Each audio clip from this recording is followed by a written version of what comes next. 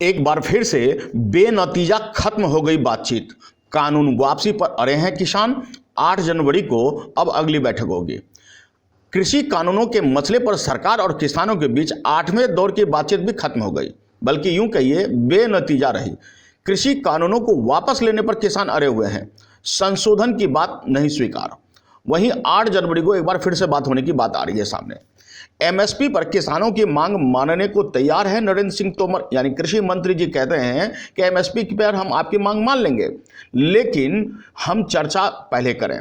कानून वापसी नहीं तो घर भी वापसी नहीं। जी हाँ, किसान नेता राकेश टिकैत ने कह दिया है कि अगर कानून की वापसी नहीं होती है तो हम घर की वापसी नहीं करेंगे।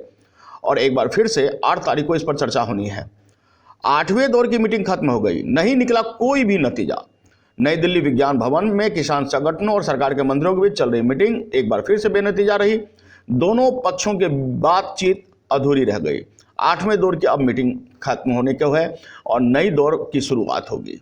जी हाँ, लंच ब्रेक के बाद दोबारा शुरू हुई बातचीत, लेकिन दोनों अड़े रहे। यहां तक कि किसानों ने कहा कि आप अपना भोजन कीजिए, हम अपना लंगर का खाना खाएंगे।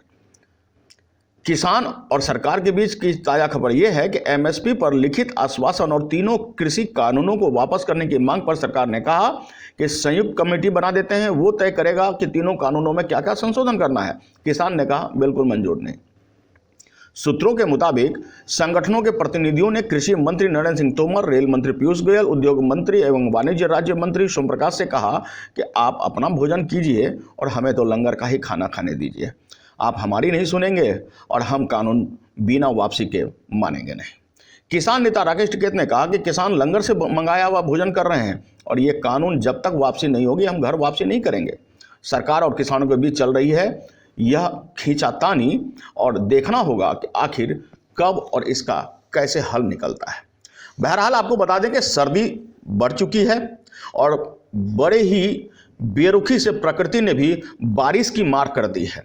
फिर भी किसान अपनी जिद पर अड़े हैं। वे कह रहे हैं कि ये हमारे हक के लिए है और इसके लिए भले ही जान क्यों न देना पड़े।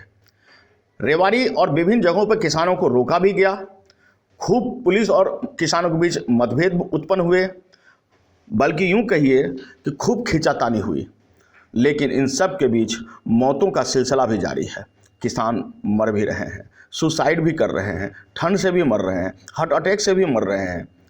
अब देखना बेहद ज़रूरी हो गया है कि किसान अब माने, कानून में जो भी सुधार हो वो हो और सरकार और किसान के बीच ये लंबी रस्साकसी खत्म हो। उत्तर प्रदेश से हमारे सहयोगी रामखिलारी शर्मा एवं दिल्ली बॉर्डर से हमारे सहयोगी प्रभाष चंद्र के साथ ब्यूरो रिपोर्ट, अनुभवी आंखें न्यूज, दिल्ली।